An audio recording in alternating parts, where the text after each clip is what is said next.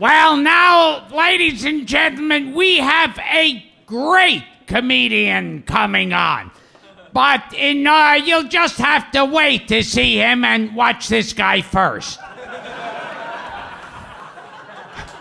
He's just come back from the Montreal Comedy Festival. Please welcome Nathan Macintosh.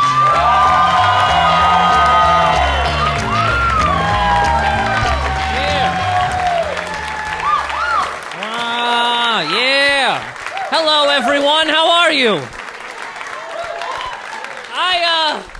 I'm originally from Canada. I've been living down here. Yeah, Canada. I've been living down here a little bit. I like it a lot.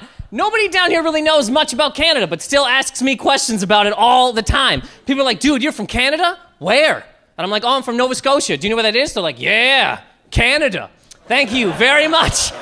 And then people will guess. They're like, yo, that's on the West Coast, right? I'm like, no, it's on the East. You had a 50% chance of getting this right. And you get it wrong every time. I don't know what happened in American schools. I kind of feel that every time a map was pulled down in a classroom, there's just a picture of America alone. Some kid in the back's like, what's above America? And the teacher's like, what do you mean, what's above America?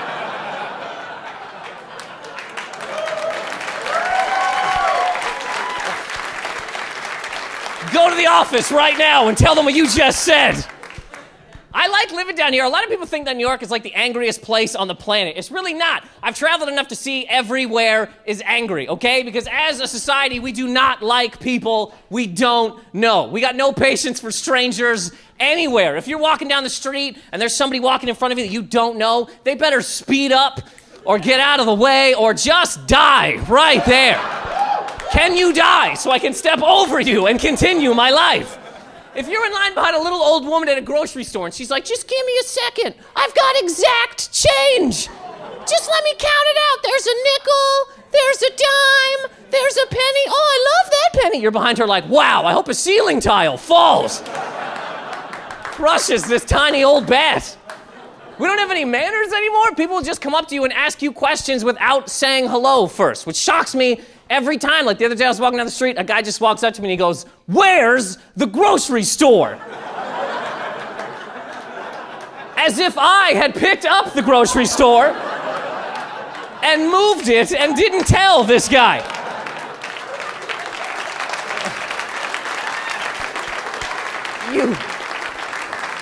You have to say hello when you ask a question, or it is just a demand, you know? Just be like, hello, where's the grocery store? Even hey, it's one syllable, like 3 letters, all right? I would even accept, where's the grocery store? People are also really angry at their job. Anybody in this room, if you hate your job, please quit it. Just quit it, man. You're ruining everybody's life, especially your own. I always quit jobs when I hated them, okay? I actually always quit jobs when I thought about killing people. That was when I left, you know? I used to work at Starbucks, and one day this woman came in with her baby, and she picks up her baby, and she walks it over to the cookies, and she's like, what kind of cookie do you want? This baby was like 6 months old, okay?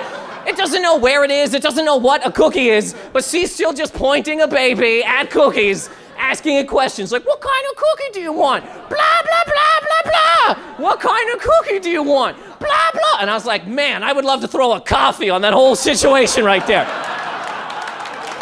This whole thing. Then I was like, that's my 2-week notice right there, man. I can't stay here after thinking about killing a kid. Guys, you see that tiny baby? I thought about throwing this hot beverage at it. I'm gonna go take a 15 and cool off. No, quit now. I was happy to leave there anyways. I always hated having minimum wage jobs, man. When you have a minimum wage job, that job never thinks you've done enough to earn that money. Never. It doesn't matter what you do if you're not bleeding from your face at the end of a shift. What, are we just gonna give you the $8? If you're not crawling out the door with a shattered spine. You didn't even try, man. Did you even show up today? When I worked at Starbucks every day at the end of a shift, my manager would go, look, Nathan, I know you just worked 9 hours, okay? I get it. But is there any way you could stay an extra 15 minutes? Because Starbucks is really busy right now, and we could use your help. Are you serious, Starbucks? You guys need my help right now? This store made $80,000 today, okay? I made $37.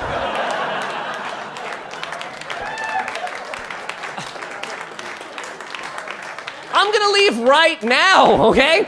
And I'm stealing a latte on the way out of this place.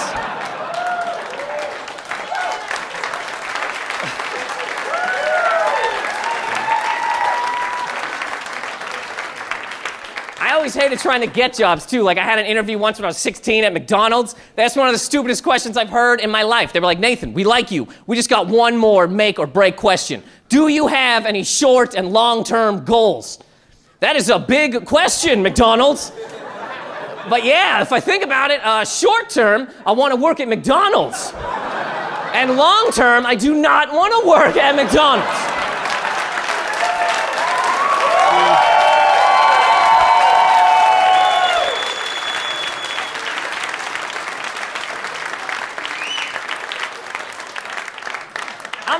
I'm trying to stay away from McDonald's altogether. I don't want to eat that kind of stuff anymore, man. But you know what I found is very hard to avoid from McDonald's is McDonald's Breakfast. I don't know what they make it with. It is so good. I don't know if it's made with magic or if it's like shipped in from Narnia. That stuff is amazing. I think one reason McDonald's Breakfast is great is they make us earn it. You know what I mean? You cannot go into McDonald's anytime you want and get breakfast. You gotta be up, pants on, by 11, or you are not getting this at all. They are very strict on that 11 o'clock rule, too. From what I can tell, that's the only rule that McDonald's has. That's it. Everything else flies. They got homeless guys living in the bathroom. This guy just hit his kids, but 11:05, no eggs. So those are gone. I want to go to places that serve good food because they actually care about how it looks. You know what I mean? They want it to be presented nice. Like, you ever go to Burger King? They do not care about how that food looks. Every burger from Burger King looks like it was made during a domestic dispute. Like, is the manager fighting his wife? Why is there mustard on top of the bun? What happened to this thing?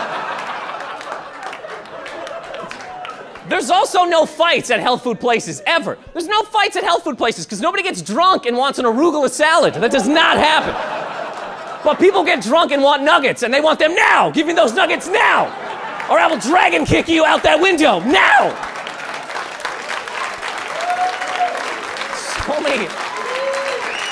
There's so many fights in there, man. There's so many fights. Like, you go home tonight and YouTube vegan restaurant fight. Just put it in and watch YouTube go, what do you mean? Did you mean to spell something different? What a vegan restaurant fight. Put in McDonald's fights. Wow, it is 9 hours of video, man. You can't even watch it all, because as you try, people keep uploading more. It never stops. But people still can't stay away from this stuff. Like, I read an article that said that obesity is now a bigger problem than world hunger. Are we serious, everybody? We're gonna start saying that? Obesity is a bigger problem than world hunger. So I guess that means soon, instead of having those sad commercials with starving kids, they're gonna have sad commercials with some 600-pound man sitting in a scooter, wearing a sleeveless Price is Right t-shirt, just honking his horn while sad Sarah McLachlan music plays over his head. An old guy's gonna come up and look at the camera and go, hey guys, this is Daryl.